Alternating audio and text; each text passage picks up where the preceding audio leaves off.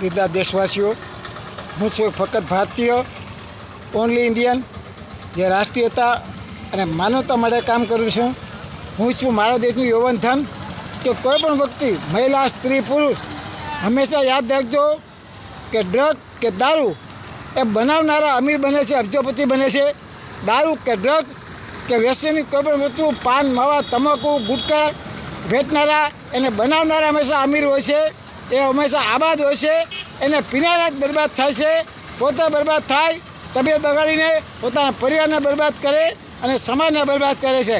તો દારૂ કે ડ્રગ કે કોઈ પણ વ્યસનની વસ્તુ એ બનાવનારા હંમેશા પૈસાદાર હોય છે, એને વેચનારા પૈસાદાર બને છે અને બાકી એના પીનારા હંમેશા ગરીબ બને છે. પોતે તો બરબાદ થાય, પોતાના પરિવારને બરબાદ કરે છે, પોતાની પત્ની, પુત્રી, દીકરા, મા બાપ બધા જ હેરાન થાય છે. માટે એવું ન પીવું, જેમાં પડે પીવું. શેરનો ડ્રગ્સ, દારૂ, ડ્રગ અને ગુટકા ન ખવાય. પરિવારની ચિંતા કરાય, તંદુરસ્ત રહેવાય.